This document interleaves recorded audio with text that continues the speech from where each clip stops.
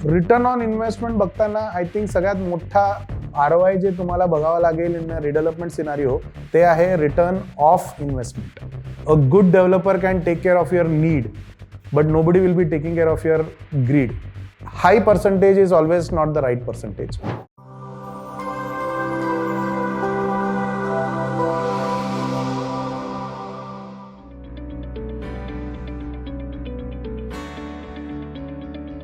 नमस्कार, रिडेव्हलपमेंटच्या मास्टर क्लासमध्ये तुमचं स्वागत आहे. मी CA लक्ष्मीनारायण. शिक्षणाने मी CA आणि MBA आहे, पण गेल्या 5 वर्षापासून आम्ही ड्रीम्स रिडेव्हलप प्रायव्हेट लिमिटेड हा संस्था चालवतोय आणि आम्ही 5 वर्षामध्ये साधारणतः 400 सोसायटींना रिडेव्हलपमेंट करण्यात आम्ही मदत केलेली आहे. आणि याच्यामध्ये जे काही सोसायटींमध्ये आमचा अनुभव आलेला आहे आणि त्यांचे काही प्रॉब्लेम्स आलेले आहेत आणि त्यांचं काही सोल्युशन आम्ही जे करून दिलेले आहे याच्याबद्दल माहिती देण्यासाठी हा मास्टर क्लास आहे. जर तुमच्या सोसायटीमध्ये पण असेच काही प्रॉब्लेम असतील तर बहुतेक तुम्ही रिलेट करू शकाल आणि हा प्रॉब्लेम आला असेल तर तुमच्याकडे एक सोल्युशन आहे किंवा तुमचे काही वेगळे प्रॉब्लेम्स असतील तर तुम्ही कमेंटमध्ये लिहा. आम्ही नक्की तुम्हाला सोल्युशन द्यायचा प्रयत्न करू. तर आजच्या मास्टर क्लासमध्ये एक सोसायटी जे आमच्याकडे आली होती आणि ही एक तशी छोटी सोसायटी होती आणि ह्या लोकांचं रिडेव्हलपमेंटचा प्रोसेस झाला होता आणि त्याच्यानंतर थांबली आणि त्याच्यानंतर आमच्याकडे आले आणि आल्या आम्हाला सांगितलं की नाही, जरा आम्हाला फिजिबिलिटी बद्दल शंका आहे, आमचं त्या कारणाने रिडेव्हलपमेंट झालं नाही. तर जनरली आम्हाला पहिला प्रश्न हा पडतो की फिजिबिलिटीबद्दल शंका असणं आणि रिडेव्हलपमेंट नाही होण्यात काय कारण असावं. तर जेव्हा आम्ही थोडंसं डीप डिगिंग केलं तर त्याच्यानंतर आम्हाला त्यांचं हिस्ट्री कळली की त्यांची फिजिबिलिटी झाली होती. त्याच्यानंतर डेव्हलपरचं प्रपोजल्स आला होता आणि त्याच्यामध्ये बऱ्यापैकी डेव्हलपर्स एका पर्सेंटेजमध्ये ॲडिशनल कार्पेट एरिया देत होते, पण अचानक एक डेव्हलपर आला ज्यांनी त्यावरती 20-30% अजून जास्त वाढीव जागा त्यांना द्यायचा प्रयत्न केला. आणि त्याच्यानंतर काही लोक तिकडे की आम्हाला जास्त मिळेल तर आपण या डेव्हलपरला चूज करूया का. आणि त्या डेव्हलपरचं जास्त काही प्रोजेक्ट झाले नव्हते, रिडेव्हलपमेंट सोडा त्याचे नॉर्मल पण जास्त प्रोजेक्ट्स नव्हते आणि त्यांनी कुठल्या प्रकारचं कॅल्क्युलेशन, काय फिजिबिलिटी आणि किती बांधकाम करायचं याचा काय अभ्यास केला होता त्याचं आम्हाला नेमकी माहिती नाही, पण त्यांनी एक अशी पर्सेंटेज कोट केलं जे बाकी डेव्हलपर लोकांना परवडत नव्हतं. पण सोसायटी या अनुषंगाने गेले की या डेव्हलपरला आपण जर नेमलं तर आपल्याला खूप जास्त वाढीव जागा मिळणार आहे. तर जनरली याच्यात एक कॉन्सेप्ट फायनान्समधला जो जनरली येतो की अरे आम्हाला खूप मोठा रिटर्न ऑन इन्व्हेस्टमेंट मिळणार आहे कारण आमचं कार्पेट एरिया वाढेल. त्याच्यानंतर या डेव्हलपरला नेमल्यानंतर मग त्यांचं जे काही ॲग्रीमेंट करायचं आहे ते सगळं चालू झालं. मग लोकांचं रिक्वायरमेंट आलं की आम्हाला कशा पद्धतीनं फ्लॅट पाहिजे, काय डिझाईन पाहिजे. मग एका आर्किटेक्टला त्या डेव्हलपरनी नेमलं आणि त्याच्यानंतर त्या आर्किटेक्टनी एक वेगळी फिजिबिलिटी काढून दिली आणि त्याच्यानंतर किती बांधकाम होणार, किती बिल्टअप होणार, किती सेलेबल होणार.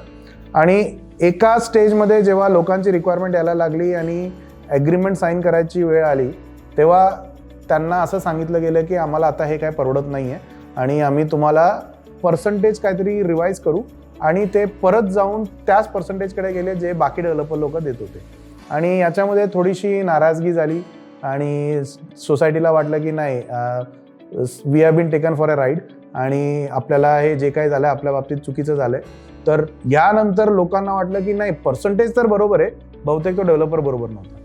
तर रिटर्न ऑन इन्व्हेस्टमेंट बघताना आय थिंक सगळ्यात मोठा ROI जे तुम्हाला बघावा लागेल इन रिडेव्हलपमेंट सिनारिओ ते आहे रिटर्न ऑफ इन्व्हेस्टमेंट.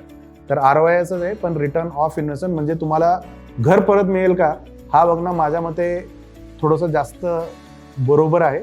कारण आपल्याला पर्सेंटेज किती मिळणार आहे ते नंतरचा भाग आहे, पण आपल्याला घर मिळालंच नाही तर त्याचं दुःख आणि लॉस हा खूप जास्त मोठा आहे. सेकंडली, रिडेव्हलपमेंटमध्ये जेव्हा अपेक्षा ठेवतात तर आम्ही हे नेहमी म्हणतो की a good developer can take care of your need but nobody will be taking care of your greed. म्हणजे याचा मराठी अनुवाद की तुमची गरज लोक देऊ शकतात, पण हावरटपणाला कुठे एक काही ना काहीतरी आपल्याला एक मार्ग ठेवावा लागेल की याच्या पुढे जर आपण अपेक्षा केली तर त्या अपेक्षा भंगच होणार आहे किंवा कुठे ना कुठेतरी the developer will cut the corner आणि आपल्याला कमी काहीतरी मिळणार आहे. सो हे एकदा झाल्यानंतर आमच्याकडे ही सोसायटी आली. आम्ही त्यांना समजवलं की see the other developers who are quoting they were quoting in approximately the same range आणि आय थिंक हा ॲव्हरेज बघणं जास्त गरजेचं आहे. सेकंडली हा त्या डेव्हलपरच्या बाबतीत का झालं आहे कारण बहुतेक त्याला रिडेव्हलपमेंटचा अनुभव नसावा आणि मे बी कॅल्क्युलेशन करत असताना काहीतरी कॅल्क्युलेशन पुढे मागे झालं असेल. म्हणून कधी कधी अनुभवी डेव्हलपर नेमणं हा खूप चांगला मार्ग आहे बिकॉज दे नो की हे पूर्ण 4 वर्षाचा प्रोजेक्ट संपवायला काय काय लागतात, काय प्रॉब्लेम्स होतात आणि त्याच्यानंतर डिलिव्हरी दिलेला डेव्हलपर हा जास्त खात्रीतला असतो.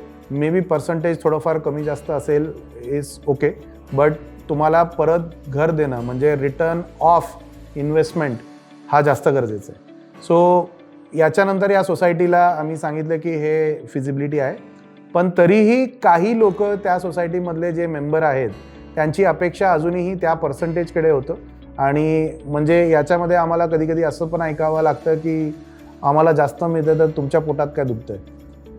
पोटात कोणाचं काय दुखत नाही, पण ते घर तुम्हाला परत मिळणार नाही आहे तेव्हा बहुतेक पोटदुखी तुम्हाला येणार आहे, ते दुसऱ्या कोणाला येणार नाही.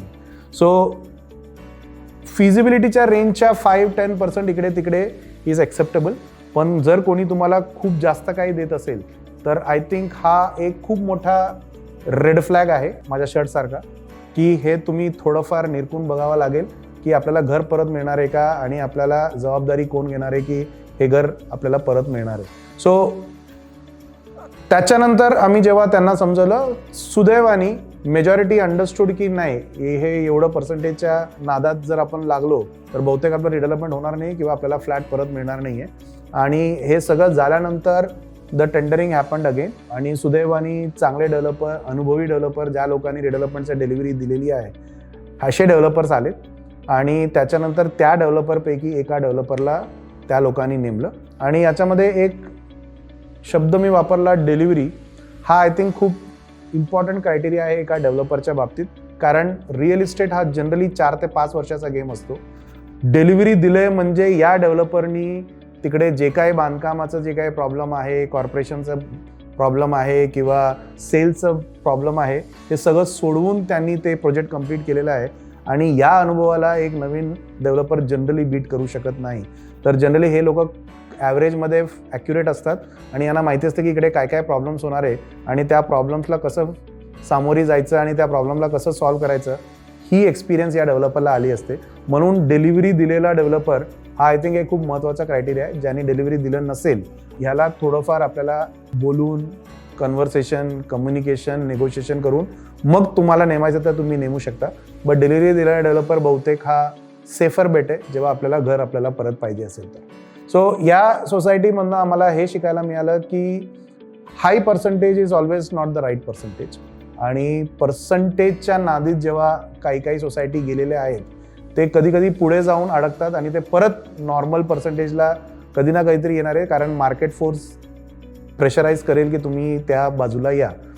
आणि हा आमच्यासाठी सगळ्यात मोठा लर्निंग होता आणि याच्यामुळे आम्ही एक छोटासा एक फिजिबिलिटीचा एक फ्री आम्ही कॅल्क्युलेशन पण आमच्या वेबसाईटवर केलेलं आहे की तुम्हाला साधारणतः काय रेंजमध्ये मिळाला पाहिजे आणि हा जर तुमचं पूर्णपणे FSI वापरला गेला तर हा फिजिबिलिटी कॅल्क्युलेटर तुमच्यासाठी एक रेंज तुम्हाला देऊ शकते की तुम्ही या रेंजमध्ये एक्सपेक्टेशन ठेवू शकता आणि त्याच्यामधनं तुम्हाला 5-10% जास्त मिळालं किंवा डिव्हिएशन आलं तर तुम्ही सेफ असाल की तुमचं रिडेव्हलपमेंटमध्ये कमीत कमी फ्लॅट तरी परत येणार.